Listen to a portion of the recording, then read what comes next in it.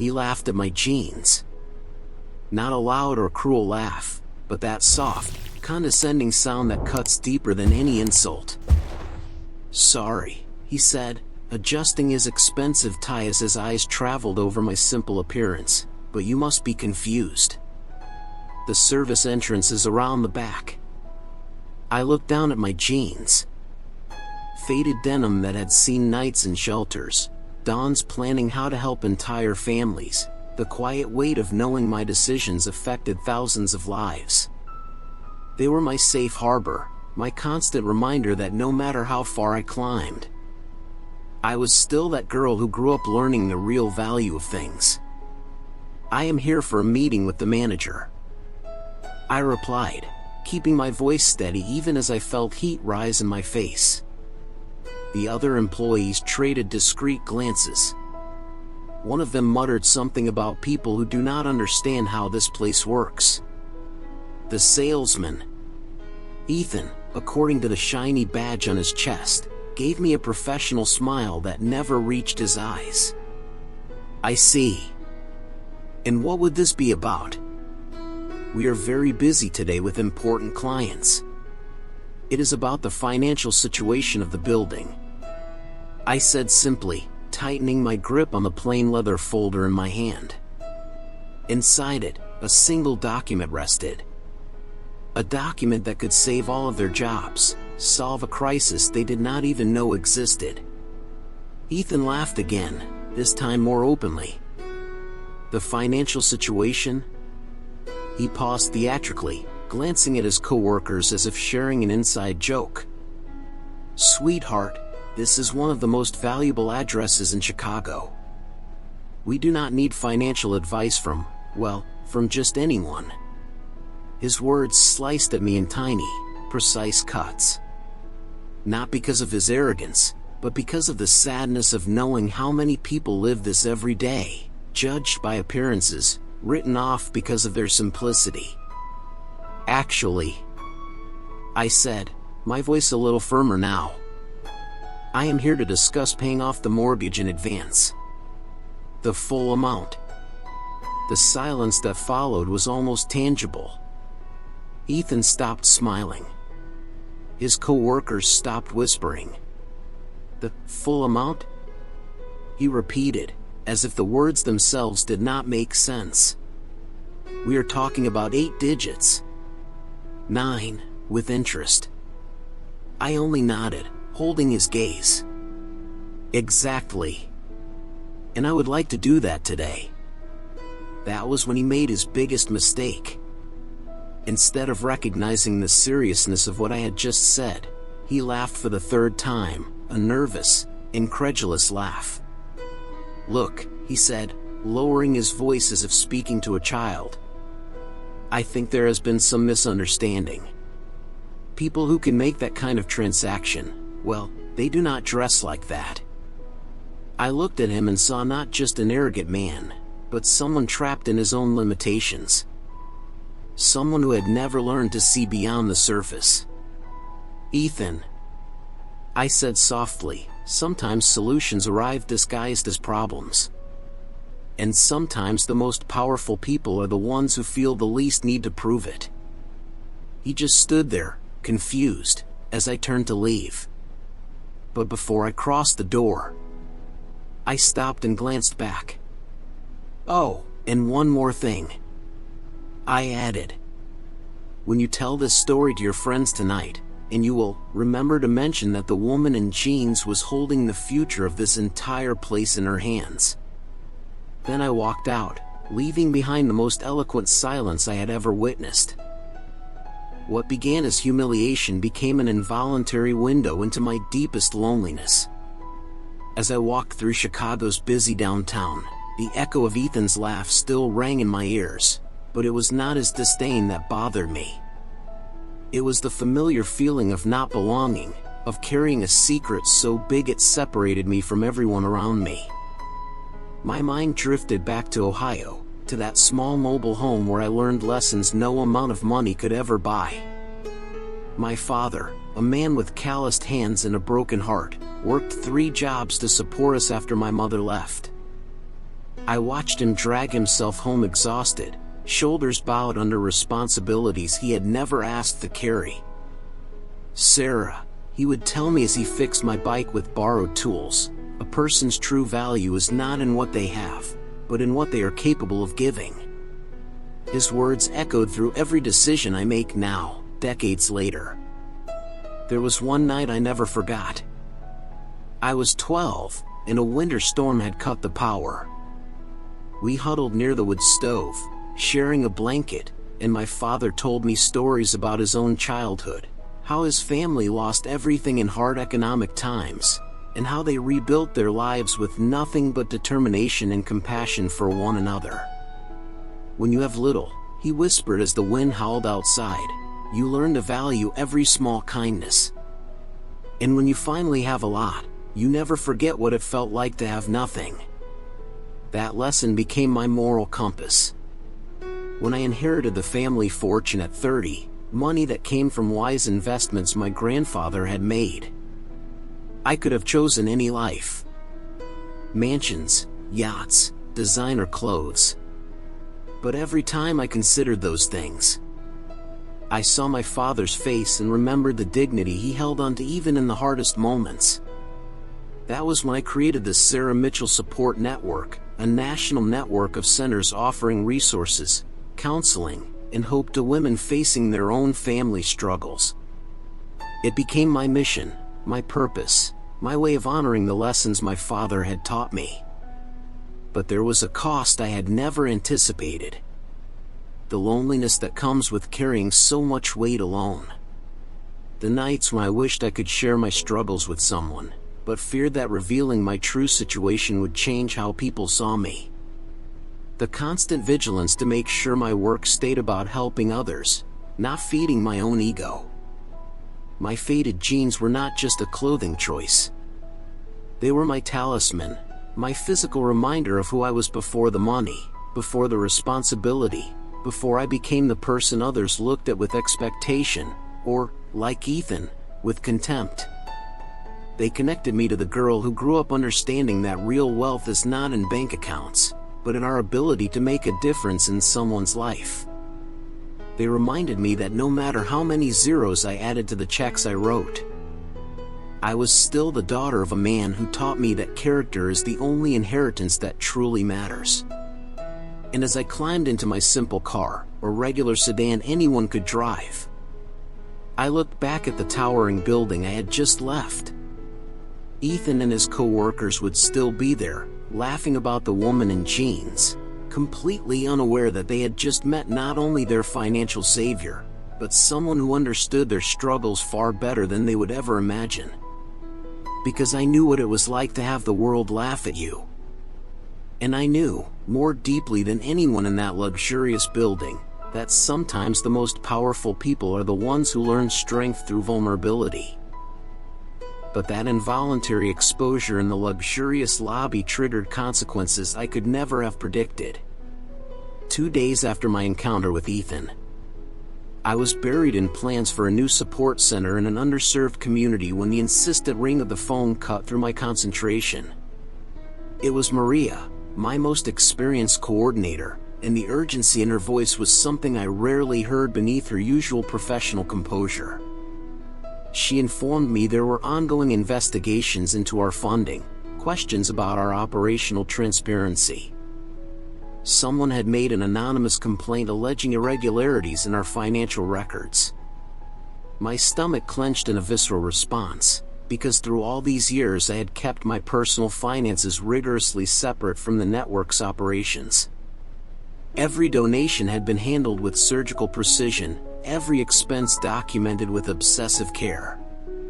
Integrity was the foundation on which I had built everything.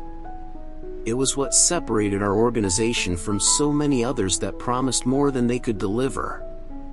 When Maria mentioned the name of the lawyer behind the investigation, Robert Thorne, the world seemed to slow for a moment.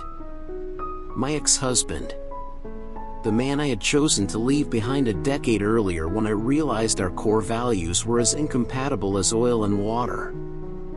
He embodied everything I fought against: an unhealthy obsession with social status, a pathological need for control, a distorted belief that success was measured in material possessions rather than meaningful purpose.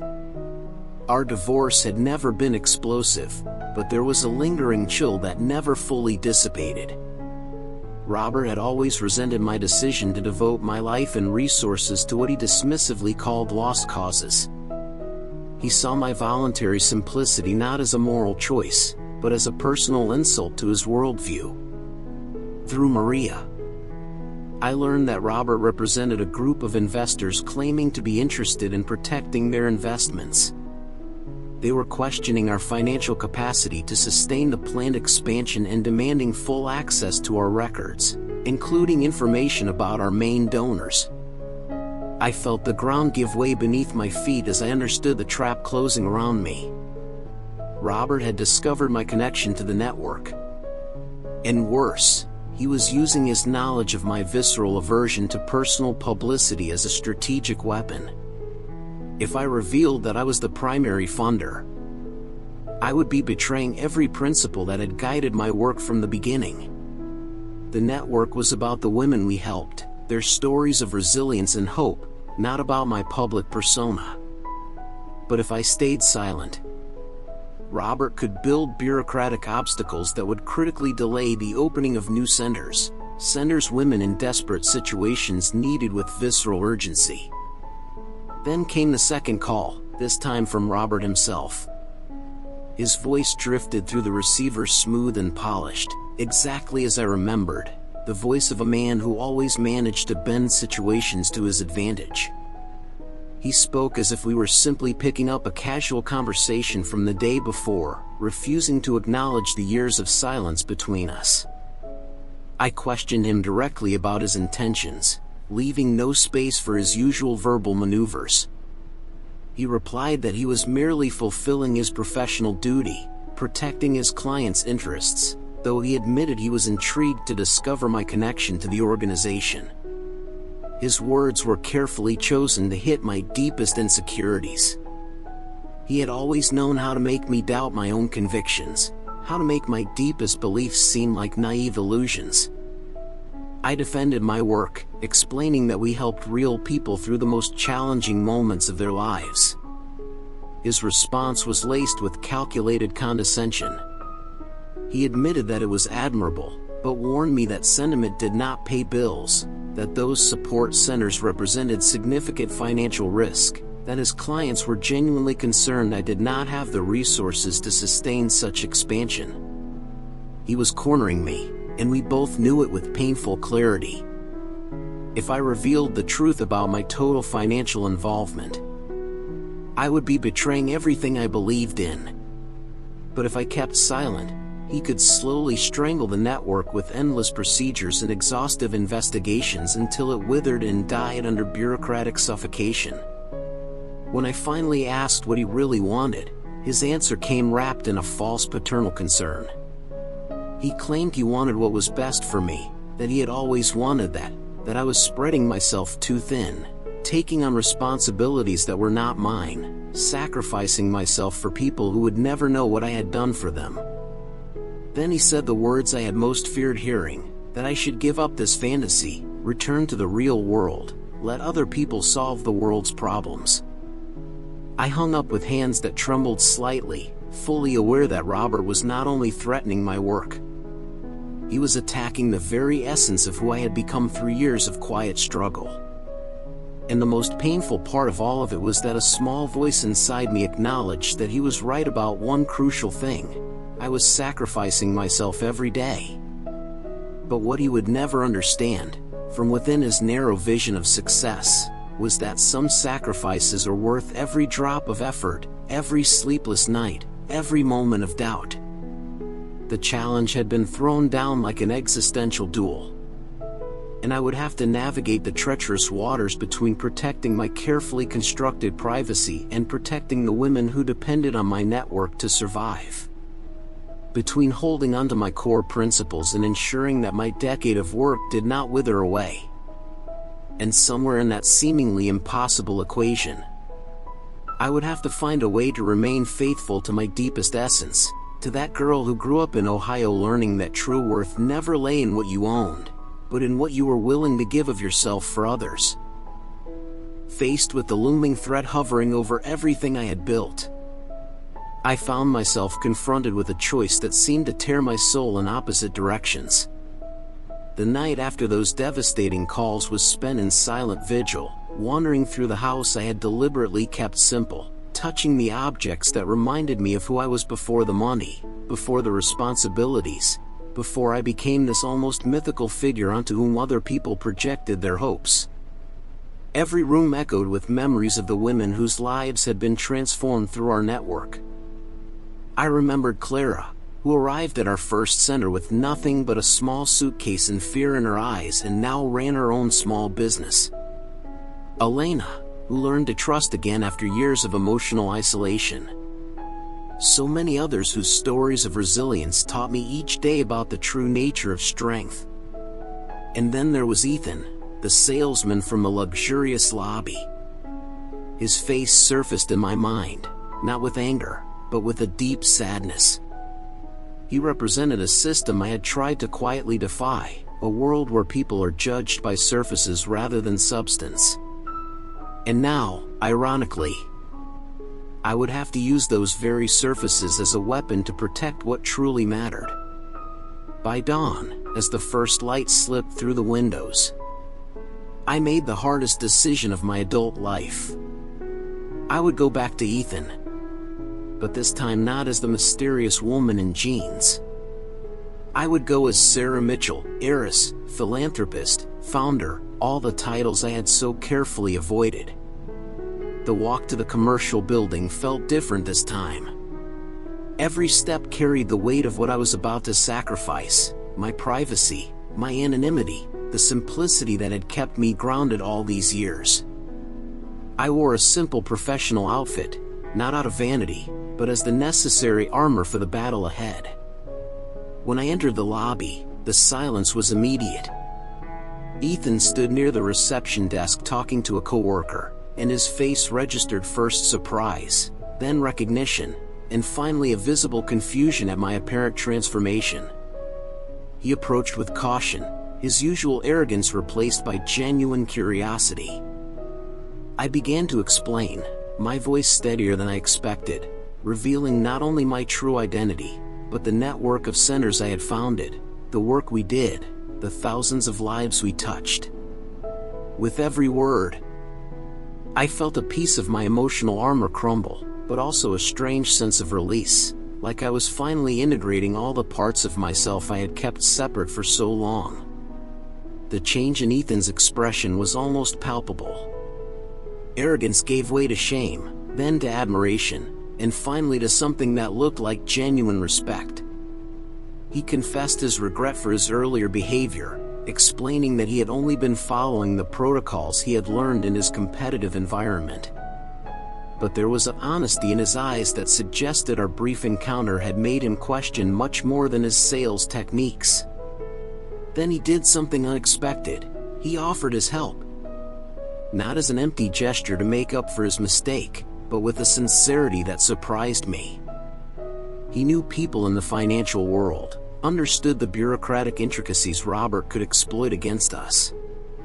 His expertise, ironically, might be the key to protecting exactly the kind of work he had first dismissed. In that moment, I faced my second great choice of the day: accept help from someone who represented everything I criticized in corporate culture, or hold on to my pride and risk losing everything. I chose humility over pride, practicality over pure principle. Together, in that same lobby that had witnessed my initial humiliation, we began to sketch a strategy. Ethan explained the nuances of the investigations Robert could kick off, the weak points in his potential arguments, the ways we could strengthen our position without revealing all my cards at once. And as we worked, something extraordinary happened. I began to see Ethan not as a symbol of a corrupt system, but as a complex human being trapped within it, trying to find his own way with the tools he had. And he, in turn, seemed to begin to understand that real value did not lie in the numbers on a bank statement, but in the impact a person could have on the world. When I left the building hours later, I carried not only a concrete plan to face Robert, but also a deeper understanding of the nature of redemption and forgiveness. Sometimes the people who challenge us the most are exactly the ones we need in our hardest moments. And sometimes letting go of our most rigid principles is not a betrayal, but a necessary evolution.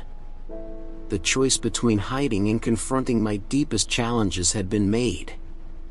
And I chose to face them, not with the solitary strength I had always relied on, but with the humility to accept that even the most unlikely allies can become crucial parts of our journey. The courage it took to reveal my true identity and accept unexpected help cost me the last shred of normalcy I had carefully preserved all these years. The decision I had made with such conviction began to reveal its full price over the following weeks, and the emotional cost ran far deeper than anything I could have imagined. The first consequence came through the media. A modest article in a local business column mentioned my connection to the network of support centers and how a significant heiress was behind the planned expansion. The language was neutral, almost clinical, but its impact was like a silent earthquake shaking the foundations of everything I had built. Suddenly I was no longer Sarah Mitchell, the dedicated founder. I was Sarah Mitchell, the billionaire philanthropist. The calls began to pour in. Old acquaintances I had not heard from in years, suddenly eager to reconnect. Rival charities seeking strategic partnerships that would benefit their names far more than the causes we all claimed to serve. And worst of all, reporters sniffing around for a sensational story about the rich woman who dressed like the poor, twisting everything I stood for. But the real devastation came when Robert escalated his attack. Using the public exposure as leverage, he filed a legal petition questioning my emotional capacity to manage an organization of such magnitude, suggesting that my deliberately simple lifestyle indicated psychological instability. His words were venomous in their surgical precision, striking exactly at the insecurities I had carried since childhood, that persistent doubt about being enough, about truly belonging in any world. The network began to feel the impact immediately. Longtime donors, who had supported our work precisely because they believed in our ego-free authenticity, began to question their contributions. Some withdrew entirely, afraid that negative publicity might stain their own reputations. Service providers who had once given us generous discounts now insisted on full payments, worried about the financial instability Robert had painted so skillfully. Then came the most painful blow, the desertion of some of the very women we had sworn to help. A small group, influenced by the distorted public narrative, began questioning my motivations. Whispers that I was pretending to be humble while swimming in wealth. Accusations that I used their suffering to feed my own philanthropic ego. Every word of doubt was like a knife twisting in the deepest wound of my soul. The loneliness that followed was of a kind I had never known. Not physical loneliness, my house was still full of memories and projects, but an existential isolation that seeped into every aspect of my life. I found myself sitting in my simple office, surrounded by success reports and letters of gratitude, feeling completely disconnected from everything that once gave my life meaning. The nights became the worst part. I would lie in bed, my body exhausted but my mind racing in endless circles of self-criticism and doubt. I questioned every decision I had ever made, from accepting my inheritance to embracing simplicity, from starting the network to revealing the truth. Maybe Robert was right. Maybe I was just playing at saving the world when I could not even save myself. My faded jeans, once my symbol of authenticity, now felt like a cruel joke. Every time I put them on, I felt like an imposter, someone performing humility while secretly having enough power to buy and sell the entire building where Ethan worked. The simplicity that had once freed me now felt like a gilded cage, and the money I had tried so hard to use for good seemed to have become a curse that separated me from everyone around me. The lowest point came on a rainy afternoon when I received news that we would have to delay the opening of 3 new centers due to withdrawn funding. 3 communities that desperately needed our services would have to wait. Real women with real problems would pay the price for my public exposure. I sank to the living room floor, rain tapping rhythmically against the windows, and cried in a way I had not cried since my father died. It was all too much. The weight of expectations, the pain of baseless accusations, the loneliness of carrying secrets that were now exposed but still misunderstood. I had hit rock bottom, not financially, that part was more secure than ever, but emotionally, spiritually, existentially. In that total darkness, one question echoed through my mind with agonizing persistence. Had it been worth it? Had it been worth giving up my privacy, my simplicity, my authentic connection to the work I loved, only to end up more isolated and questioned than ever? In that moment of absolute despair, I had no answer. Only the silent pain of knowing that in trying to save others, I might have completely lost myself. But at the loneliest, most desperate moment of my life, when I felt I had lost everything that made my existence meaningful, something extraordinary began to happen. The darkness I believed to be absolute revealed itself to be permeable to the faintest light. And that light did not come from where I expected. It came from exactly the community I thought I had lost. The first spark of hope arrived through Maria, my oldest coordinator. She showed up at my door on a rainy morning without warning, carrying not just reports and plans, but something far more valuable, genuine understanding. We sat in my simple living room, and for the first time since everything began, I allowed myself to be completely vulnerable. I shared my doubts, my fears, my crushing sense of having failed everyone who depended on me. She did not offer easy solutions or empty encouragement. Instead, she shared her own struggles, years working in organizations where ego often outweighed purpose, moments when she herself had wondered if it was worth continuing. Her honesty was a balm to my wounded soul, reminding me that doubt is not a sign of weakness, but of the depth of our commitment. Then came the real surprise, an email from Ethan, the salesman who had first underestimated me. He was not writing to offer more strategic advice or business contacts. His message was simple and direct.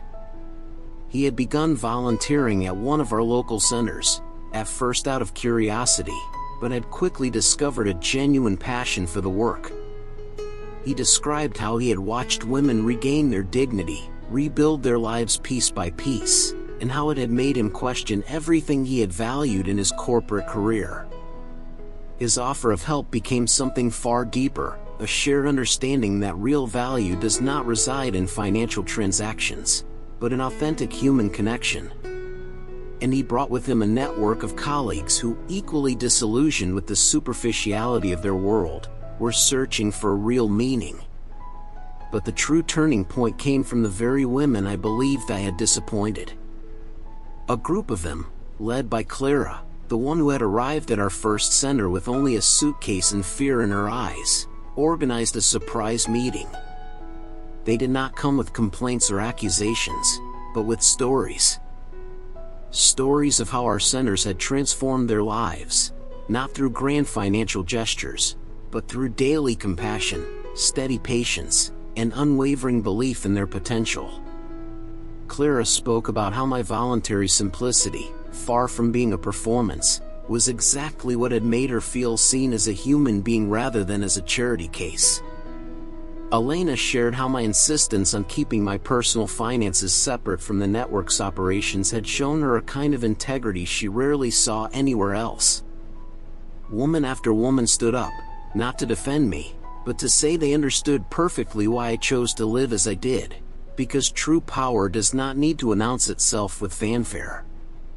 It was in that moment that a new plan began to take shape, not as a strategy designed by me or Ethan, but as a collective vision that emerged organically from our shared conversations.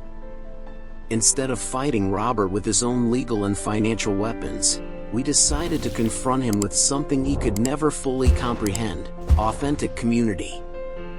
Together, we began to document not only our measurable successes, but also the qualitative stories of transformation that unfolded every day in our centers. Women who had learned skills to sustain their families. Mothers who had regained custody of their children. Survivors who had found the courage to dream again. Every story was a living testimony to the work we were doing, far beyond any bureaucratic questioning.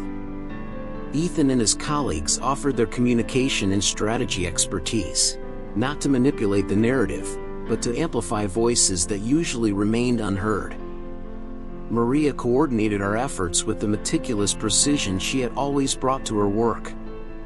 And the women from the centers became our most powerful ambassadors, speaking with an authenticity no expensive public relations expert could ever replicate. What began as an existential crisis turned into an organic movement. We realized that we were not defending just an organization, but a fundamental principle, that human value can never be reduced to numbers on a spreadsheet, that dignity is not a commodity to be bought and sold, that some battles are worth fighting not to win, but to affirm who we are in the process. As I watched this extraordinary community come together, women from diverse backgrounds, corporate professionals searching for meaning, dedicated coordinators, all united by a shared belief in the power of authentic compassion, I finally understood something profound. True strength had never resided in my ability to carry the world alone, but in my willingness to finally let others help me carry it. The darkness did not vanish entirely, but it was now pierced by shafts of light I would never have seen if I had remained isolated in my fortress of self-sufficiency. For the first time since it all began, I felt not the crushing weight of responsibility, but the transforming lightness of genuine connection. The final confrontation that approached did not only reveal the resilience of my strength or the solidity of our cause, but something infinitely deeper, the transforming power of shared vulnerability and the simple truth that none of us is an island, no matter how hard we try to convince ourselves otherwise. When the day of the decisive meeting with Robert and his clients finally arrived, I did not walk into that imposing conference room alone. I entered surrounded by a small delegation that represented every facet of our work. Maria with her unmatched administrative expertise, Ethan with his newly awakened understanding of the corporate world, and Clara, whose journey from survivor to entrepreneur embodied exactly what we were fighting for. Robert waited for us with his usual posture of calculated confidence, flanked by expensive advisors and investors in immaculate suits. His expression showed genuine surprise at our diverse group, but he quickly recovered his professional composure, preparing to present his carefully crafted arguments about financial risk and fiduciary responsibility. But before he could begin, I did something no one expected, least of all me. Instead of opening with our impeccable financial reports or our ironclad documentation, I simply asked Clara to share her story. And she did. Not with drama or self-pity, but with a quiet dignity that silenced the room more effectively than any legal argument. She spoke of arriving at our first center with nothing but fear and determination, of learning skills that allowed her to support her daughter, of the support network that kept her from falling when everything seemed lost. Then she asked the most powerful question of all, whether the real risk was not in expanding our work, but in failing to expand it quickly enough to reach other women like her. One by one, each member of our delegation shared not statistics or figures, but real human experiences. Maria spoke of coordinators who had found purpose in their work. Ethan spoke of corporate professionals rediscovering their own humanity through volunteering. And I finally shared the whole truth about my motivations, not as a defense, but as an explanation of why some things are worth more than personal protection or privacy. What happened next was nothing short of transformative. Robert, the man who had always measured success in deals and contracts, was visibly moved. His clients, initially skeptical, began to ask genuine questions about our work, not about our balance sheets. In the most extraordinary moment, Robert did something I never would have believed possible. He admitted that he might have misunderstood not only our work, but the very nature of value. The meeting did not end with a spectacular victory or a humiliating defeat, but with something far more meaningful: mutual understanding. Robert withdrew his objections, not through legal pressure, but through genuine conviction. His clients, far from withdrawing support, offered to help fund our expansion, not as an investment, but as a contribution. But the deepest transformation happened inside me. As I left that room, I understood that my journey had never truly been about hiding my power or proving it to others. It had been about integrating every part of who I was: the girl from Ohio who understood struggle, the heiress who understood responsibility, the leader who had learned the strength of vulnerability. In the months that followed, our network not only recovered, it flourished in ways I would never have dared to dream. New centers opened not in spite of the exposure, but because of it, because people finally understood that we were building something real, something that transcended traditional charity and became true community. Ethan left his corporate job to become our director of development, bringing with him a network of professionals just as hungry for meaning. Clara became our official ambassador, traveling to share her story and inspire other women. Maria remained the backbone, holding everything together with unshakable grace and competence. As for me, I finally found a balance I never knew was possible. I still live simply, not as a denial of who I am, but as an affirmation of what I truly value. My faded jeans are no longer a talisman or a performance. They are simply jeans that remind me that real comfort comes from being at peace with every part of yourself. The legacy we are building together goes far beyond any one person. It has become a living testament to the truth that real power does not lie in our ability to hide or to show off, but in the courage to be authentic in a world that so often rewards falsehood. That vulnerability, far from being weakness, is the source of our deepest strength. And that sometimes the most important battles we fight are not against others, but for the integration of who we truly are. When I look back at the woman who walked into that luxurious lobby feeling judged and misunderstood, I see someone at the beginning of a necessary journey. And when I look ahead, I do not see a final destination, but a continuing path of growth, connection, and discovery, a path I have finally learned not to walk alone. Because the deepest truth I discovered through all of this is simply this: no one saves anyone alone. We save one another, through compassion, through understanding, and through the shared courage to be exactly who we are, without apologies or masks. And in that process, we discover that the greatest legacy we can leave is not what we build, but who we become while building it together.